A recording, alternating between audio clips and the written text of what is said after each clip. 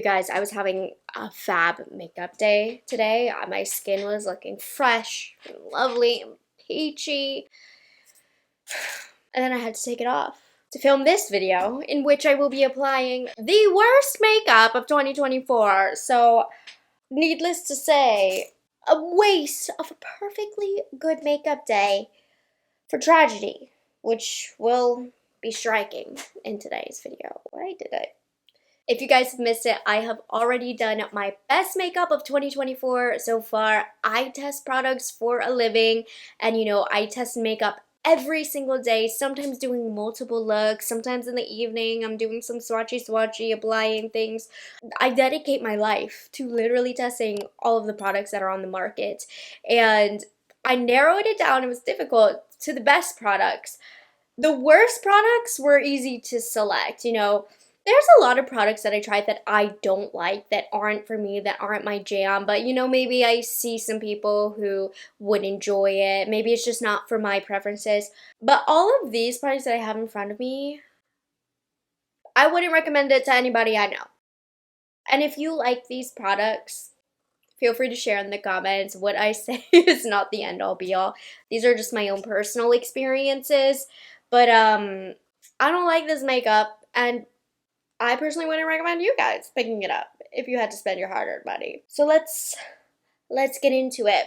This first product, I fear, may ruin the base from the jump. So that's why I'm like, do I even want to put it on? I will, but I might regret it. This is the Hard Candy Girl Scouts Canvas Primer. The last time I tried this on in a video, I had to take it off. So it has an amazing applicator, super cooling, this metal tip. So I'm like, ooh, yeah, fun. The color, it doesn't scare me. Most of the time, if it has a color, it blends out pretty sheer, right? Not looking good, not looking hot. Still not blending in, just sitting on top. Not blending in. I'm not lying, this product is terrible. I look sick. It's just pushing product around. It's not soaking into the skin. Oh my goodness. I'm not even gonna put it on my forehead. I hope you guys don't mind, because whenever I put foundation over top, it pills. We'll see. Sometimes my makeup likes to play with me, and when when I demo things for you, it doesn't do what I say it's gonna do. But with these three bases, I don't see how it's not going to. I have 3 foundations that I did not like at all this year. I'm going to apply the foundation that I think will behave and look the best. And some people love this. Wait.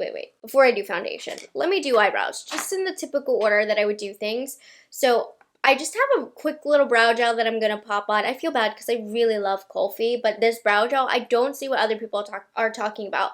A lot of people like this brow gel. This is the Kulfi Free the Brow.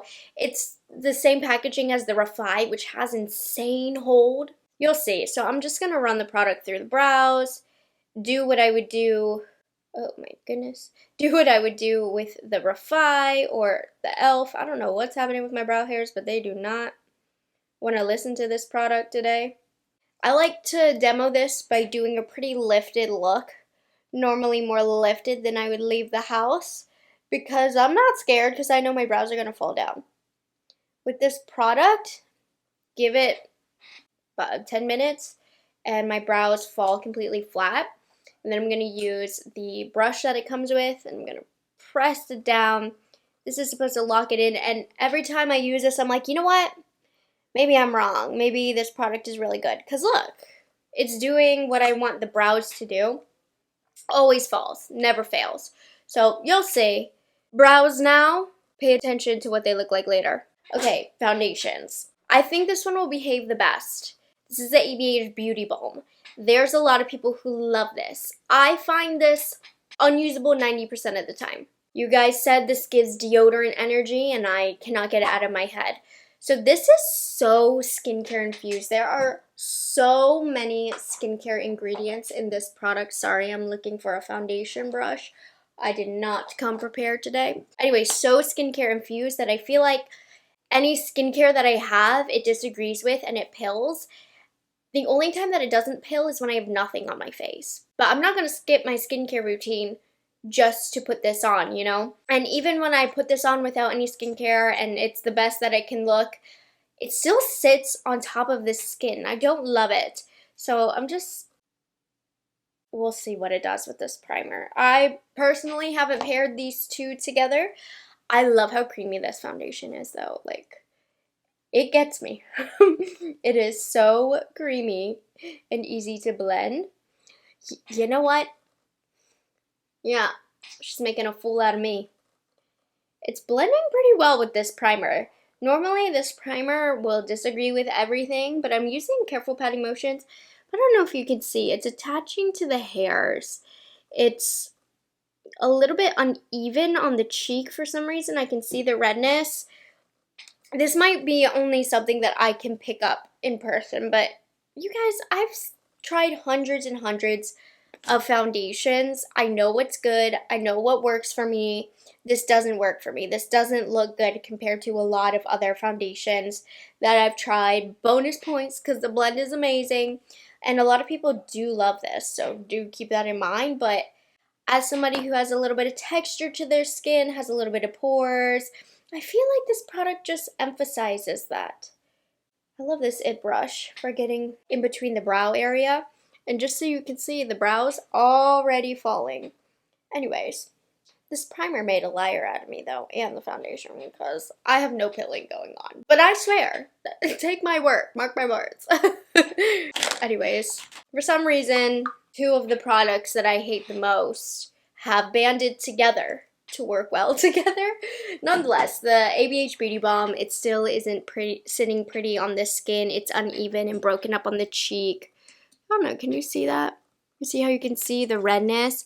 And it's just in the specific areas of my cheek, and if I go like this, the product just moves and breaks itself up. I mean, if you're looking at it, just don't do it. I wouldn't recommend it. If you were my bestie, I wouldn't place it in your hands. Anyways, let's keep going. The two other complexion products that I have, I'm not going to put on because I just know it's not going to be a good situation. I have videos trying these if you're so desperately trying to see me fail with these.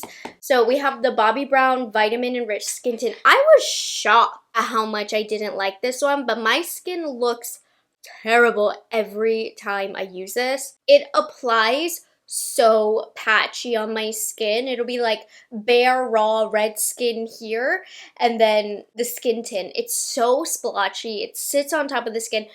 I do not have a single good thing to say about this product, which is shocking because Bobbi Brown creates really nice makeup. Not this. Oh my gosh, am I spicy or what today? Maybe I should tone it down. No need, but I don't like this. But I do need to be spicy about this next product because of the three, this is the worst one. Unusable. This is the Physicians Formula Diamond Perfector BB Cream. This clumps on the skin and then won't work out. Unusable. Seriously. Clumpy, clunky, disgusting. One of the worst products I've put on my face. It doesn't blend out. I don't get it. So, don't try this. Physicians Formula. Great products. Just not this. Okay, this next product, I might be being a little bit dramatic about it, but honestly, I used it the other day and I was just like, I really don't like this product. It's a concealer. It's from Rephr. I love so many products from Rephr, but this makes my under eyes look so dry. Now, don't get me wrong, it has some good days. Well, I wouldn't say good, but it has like average days. I have never looked at my under eyes with this concealer and thought to myself, oh, my under eyes look so good and smooth. Never. But, you know, there's some days where I wear this concealer and I'm like, oh, gosh, it's bad. It's really bad. You know, I naturally do have dry skin, but this fakes dryness, I swear. Like, surely I am not that dry on the under eyes. It really enhances insecurities. And you know what? We all have fine lines. That's fine. It is what it is. But no, this is like dry patches, dry flakes. It emphasizes. And I put on my eye cream every day. I know those dry flakes don't exist. It's just playing with me. Anyways, I'm far away from my mirror right now, so I haven't seen the damage yet. But let's see. Up close. Oh my gosh. I'm not making it up, you guys. Do you see this right here? So dry right here. For what? It doesn't look like that with any other concealer. And then put powder on it and it makes it worse. It emphasizes where it's breaking up and pilling, and you can see how the foundation is sitting in this lovely angle. I did get a comment recently asking for the update on this. I haven't put it in a speed reviews yet, so I'm sorry. The grilling session is not over for you. But yeah, no, it's not gonna be good. I'm gonna pop on a quick liquid blush. I do need to throw on a bronzer, but I don't have a bad cream bronzer that I've tried. Should I put on a bronzer? It's not like I'm trying to look cute. Anyways, this is a new product from Maybelline, and I'm watching Love Island USA right now, and Maybelline is sponsoring Love Island USA, so all of their products are lined up, and they have the girls literally applying this, and I'm thinking, I know this is breaking up their makeup. Not a good product from them. This is the Sun Kisser blush. I was so excited about this because it's the same packaging as the gloss from Maybelline that I really love. I don't know why I said it like that. Gloss. The gloss. So it might not be so terrible today. Let's see. But especially when I have makeup layered, it really breaks it up. No, it's breaking it up. Okay. You're not making a liar out of me today either. But look at that. It totally breaks up clumps. Makes the makeup look really dry. It actually looks worse today than normal, I'd imagine, because I'm using other products that are really weird in application. I'm so disappointed because this line had such gorgeous colors. The potential for this could have been so good. It's a terrible liquid blush. And honestly, the drugstore has so many good liquid blush formulations. Maybelline has access to all of these great formulas. I'm sure under the umbrella, there's other brands that have great formulas. So they have access to it. So I don't know, because there's not a lot of bad makeup out nowadays. Technology is good enough to where you're going to have good makeup like 90% of the time. Unfortunately, this is the part of the 10% where it's bad. Really, really bad. The roasting has made me thirsty. Okay. I have 2 setting powders. Now, these are ones where I feel like I'm being a little petty with because they aren't the worst powders. They're not going to ruin my makeup, but they are absolutely not going to enhance my makeup, and they should. These brands should know how to do that. So, we'll start off with Laura Mercier. Not the worst powder I've ever tried.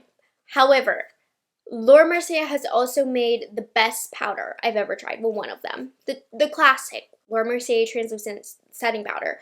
So I was like, they are going to kill it with this. I was so excited. Laura Mercier has been known in the game for years and years and years for that loose setting powder. So I, of course, purchased. Did I purchase this? Might have gotten an NPR, but I was going to purchase, if I didn't, the translucent press setting powder. No similarities. They are not twins. They are not cousins. Who made this? Who are you? I have done side-by-side comparisons with the loose setting powder and this to make sure I wasn't insane. And this just looks dry on the skin. Like I said, I'm being a bit dramatic here. It's not the worst powder I've ever used. Even putting it on, I'm like, it's fine. But then I noticed when I do put the Laura Mercier loose setting powder right next to it, it's a complete different ballgame. It's a complete level of soft and hydrated. This always just looks a little scaly, a little bit dry. Big disappointment. And then another one that I'm being petty about in the family of powders is from Hourglass. It's the Vanish Airbrush Pressed Powder. Again, it just looks dry. And Hourglass has one of the best loose setting powders on the market as well. It's untraceable on the skin. This, I see traces of dryness. And Hourglass is an all-time favorite brand of mine. They're like in the top 3, switching depending on the day. So I don't know what happened here because all of their products to me are gold.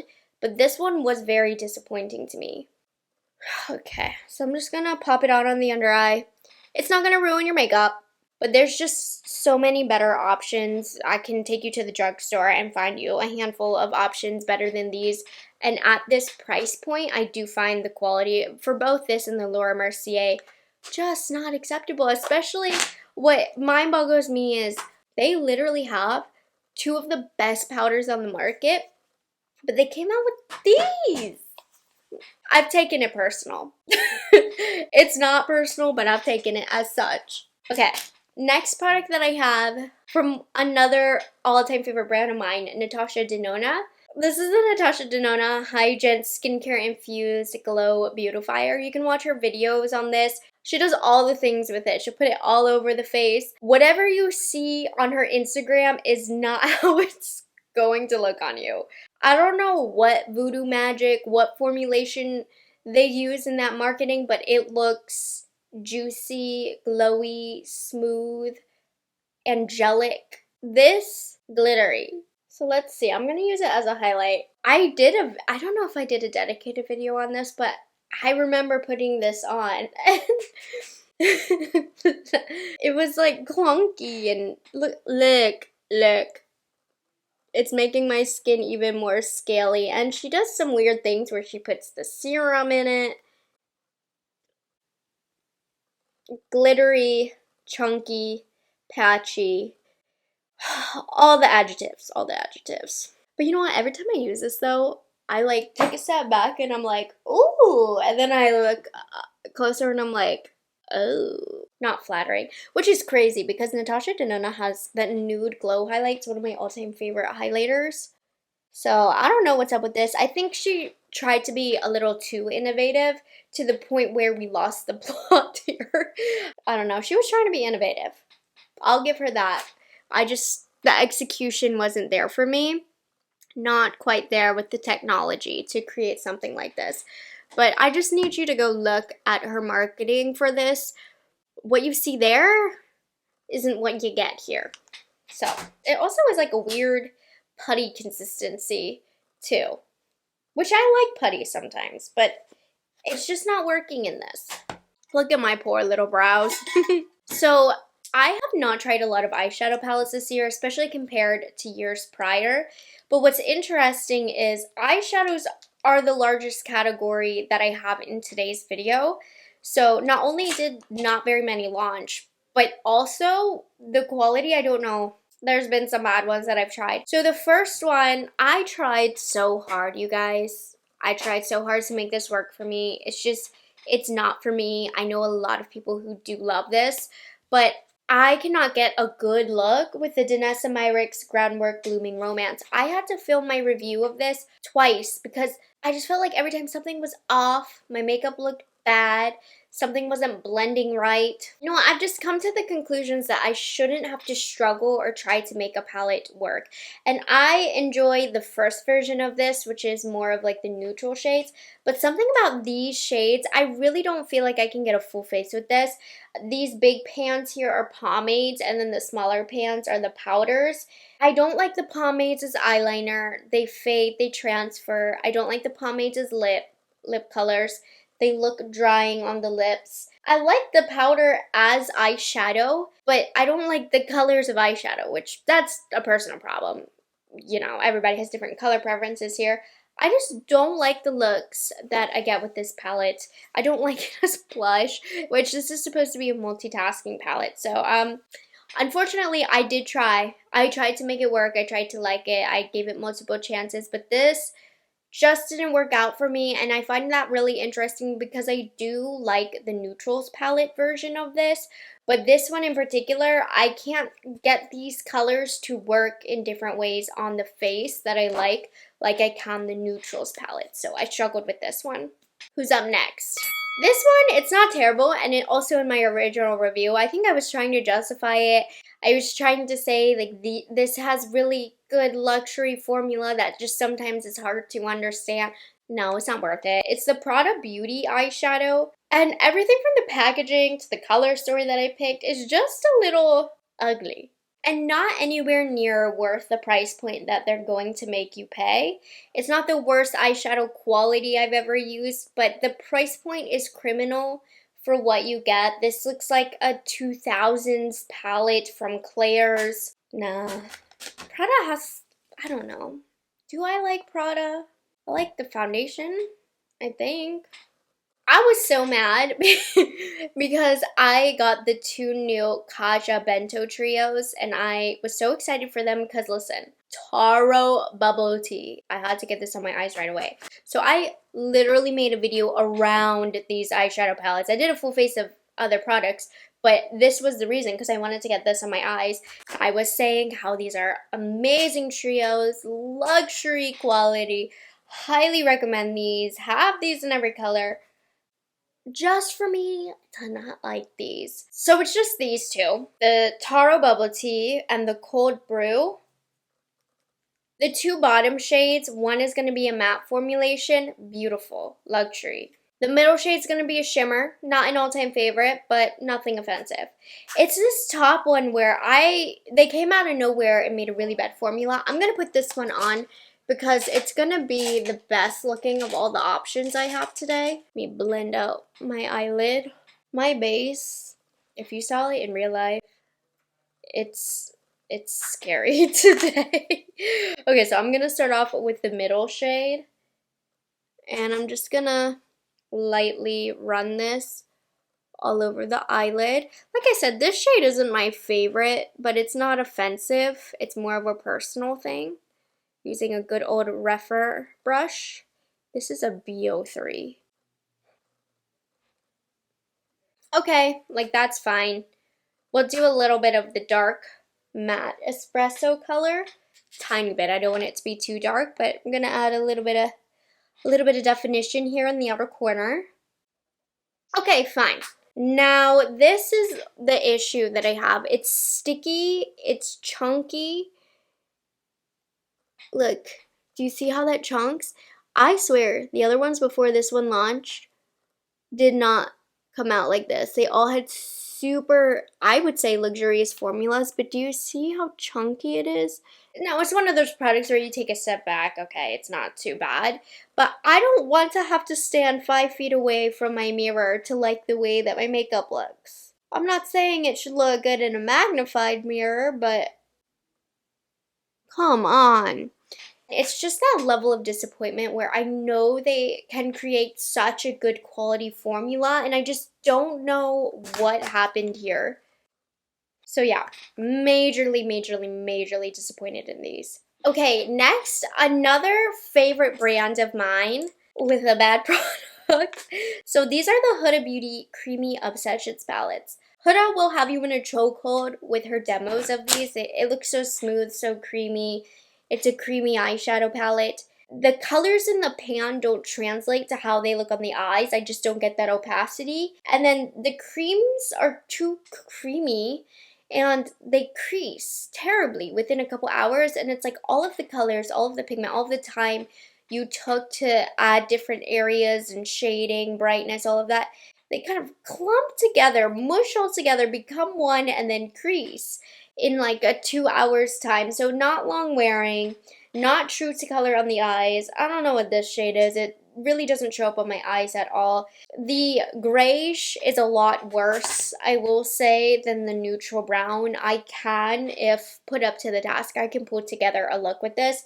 But again, Huda can create such a beautiful formula, and I think like Natasha Denona, she was trying to do something different, and that's what Huda does as a brand. She does step outside the box, experiment with different formulas, and sometimes they don't work, and she gets rid of the product from the line and she moves on, and I think that's what's going to happen with this, because this is just not a good formula. She even would use the creams as eyeliners. I tried that. It faded and then transferred and then got mushy. Really not good on the wear time here. You guys don't mind if I don't do a whole look, right? Because I'm really actually going to just wipe this off when I'm done. I have 2 more products to finish this off, 2 lip products. The first product is just bad. It's just bad. Fortunately, I wore them. I did. I made them work. But would not recommend anybody pick up the Skin by Kim lipsticks. The lip liners I liked, but these lipsticks are so thin and they emphasize any fine lines in the lips, and I feel like Kim might not have noticed that because I'm sure she has lip filler and stuff, and lip filler just naturally makes the lips more plump and full. It reduces those lines. But for somebody who like me, who's got some wrinkly little natural tiny lips, it's just not flattering. Oh my gosh. Don't mind me, I just did my routine drop and mess of things in my video. I'm gonna make it worse by using the most unflattering color. But let me amuse me here. Look, so it's so thin that it doesn't fill in anything. It just emphasizes the lines and then sticks to the dry patches. Now, how you can make this lip formula work, one, of course, hydrate, exfoliate, but if you pat it onto the lips and blend it out just to get a sheer wash of color, keep it really light, it's not going to look awful, but that's not how I apply my lipsticks. So, yeah. Very dry, very unflattering on natural lips. And I think a lot of people said that about the formula. I'm not the first person to discover that. Yeah, not a flattering formula. And lastly, this is not an awful formula, it's a disappointing formula. It's from Summer Fridays. I also took this personal that I didn't like the Summer Fridays lip oils. I just find them really thin and then they don't wear a long time. And the reason why it hurts the heart, is because their lip butter balms are the literal opposite. They're thick, they're juicy, they last a long time, they're hydrating. So I don't know what happened with this because it's the opposite. Now I know the lip butter balm is different and they wanted to create a different style of formula, but they took oil a little too seriously, I felt like here. It's so thin. You might like that though. I've read comments from you guys saying you really like the Summer Fridays lip oils because they're so thin, you don't like a thick lip oil. Then consider this a recommendation for you. But I also don't like the longevity of this. Like if you want a thinner lip oil, I would recommend Gisou. I really like the Gisou. This one just slips off the lips, and then I also find if I have any product underneath, they took oil too literally. It kind of removes and makes that lip product swim around. Anyways, on my lips alone, it's kind of a gorgeous color. It's not slipping out of the lip line too much, so that's nice. But anyways, not a product that's going to ruin your day like some of the other products that I mentioned, but I don't like it. It's one of the worst products of 2024, in my opinion. And here's the final look. I feel bad. I feel like I had a really bad attitude in this video.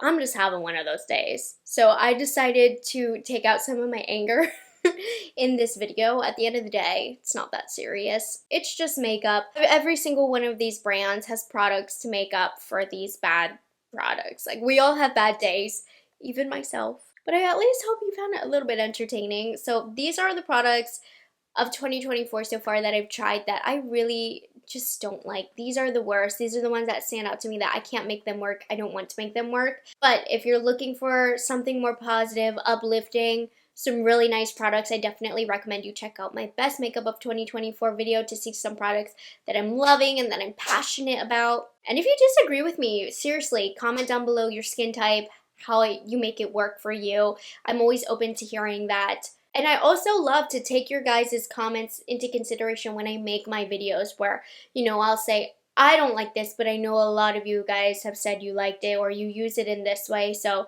that is always super helpful to me. Or if you want to play along, think of some of the worst products that you've tried this year and comment down below. I always love to hear that as well. So I hope you guys enjoyed this video and found it entertaining. Make sure you like this video, subscribe to my channel, and I will catch you guys in the next one. Bye guys, have a good one.